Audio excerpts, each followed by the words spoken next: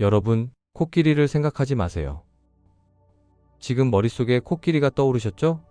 또 이런 경험도 있습니다. 어떤 집 앞에 개 조심이라는 편말이 붙어 있으면 그 집에 정말 개가 있는지 괜히 더 궁금해집니다. 사람의 마음은 참 이상합니다. 억누르려고 할수록 오히려 더 강하게 떠오릅니다. 두려움을 누르려고 하면 두려움이 더 커지고 불안을 없애려고 하면 불안이 더 강해집니다. 이것은 많은 사람들이 이미 경험으로 알고 있는 마음의 원리입니다. 그런데 우리는 알면서도 계속 같은 방법을 사용합니다. 내 마음을 억누르려고 합니다. 내 감정을 통제하려고 합니다. 하지만 대부분의 경우 우리는 그 싸움에서 매번 지고 맙니다. 그렇다면 질문이 하나 생깁니다. 왜 기도했는데도 마음의 불안은 쉽게 사라지지 않을까요? 그리고 성경은 이 문제를 어떻게 설명하고 있을까요? 이 영상은 당신의 인생의 방향을 바꿀 것입니다. 끝까지 함께 하세요. 오늘 우리는 믿음의 사람에게도 찾아오는 이 불안의 정체를 성경을 통해 함께 살펴보려고 합니다. 구독과 좋아요를 눌러주셔서 말씀과 선포 채널 사역에 함께 동역해주세요. 분명히 기도했습니다. 하나님께 맡겼습니다. 그런데 마음이 편안해지기는커녕 오히려 더 불안해질 때가 있습니다. 기도했는데도 왜 마음이 계속 흔들릴까요? 혹시 이런 생각이 들지 않습니까? 내 믿음이 약한 걸까? 내 기도가 부족한 걸까?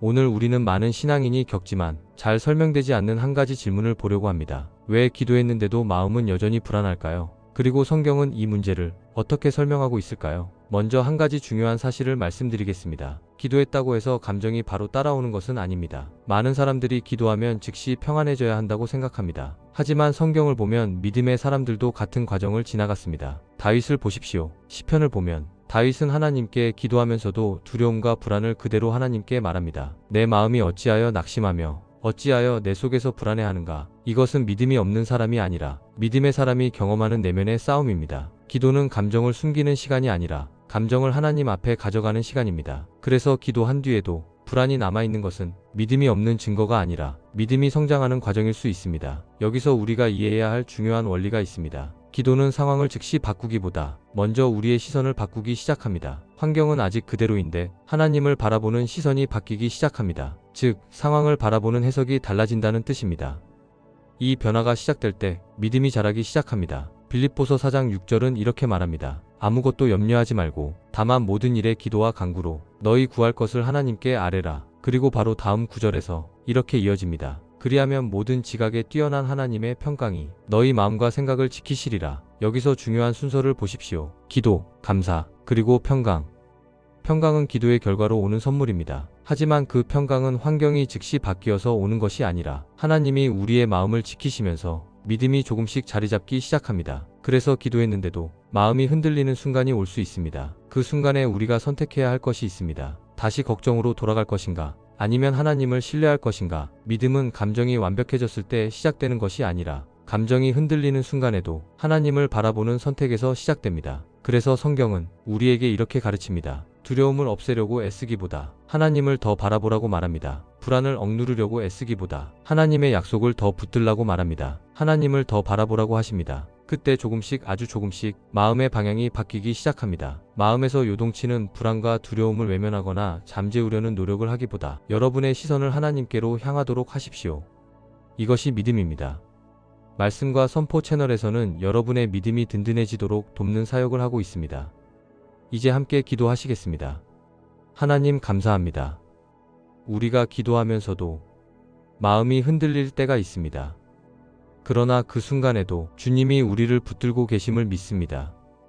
우리의 불안을 평안으로 바꾸어 주시고 두려움 대신 믿음을 선택하게 하옵소서.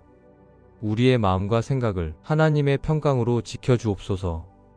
예수님의 이름으로 기도합니다. 아멘. 이제 함께 선포하겠습니다. 천천히 마음을 열고 따라해 보십시오. 나는 두려움이 아니라 믿음을 선택합니다.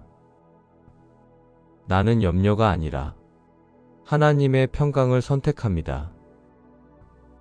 나는 상황보다 하나님의 약속을 바라봅니다. 나는 혼자가 아니라 하나님과 함께 걷고 있습니다. 하나님의 평강이 지금 내 마음을 지키고 있습니다. 나는 하나님께 맡겼습니다. 나는 염려 대신 믿음을 선택합니다. 하나님의 평강이 내 마음을 지킵니다. 나는 두려움이 아니라 신뢰 안에서 살아갑니다. 하나님이 나의 삶을 인도하고 계십니다. 나는 두려움이 아니라 믿음을 선택합니다. 나는 염려가 아니라 하나님의 평강을 선택합니다. 나는 상황보다 하나님의 약속을 바라봅니다. 나는 혼자가 아니라 하나님과 함께 걷고 있습니다. 하나님의 평강이 지금 내 마음을 지키고 있습니다. 나는 하나님께 맡겼습니다. 나는 염려 대신 믿음을 선택합니다. 하나님의 평강이 내 마음을 지킵니다. 나는 두려움이 아니라 신뢰 안에서 살아갑니다. 하나님이 나의 삶을 인도하고 계십니다. 나는 두려움이 아니라 믿음을 선택합니다. 나는 염려가 아니라 하나님의 평강을 선택합니다. 나는 상황보다 하나님의 약속을 바라봅니다. 나는 혼자가 아니라 하나님과 함께 걷고 있습니다.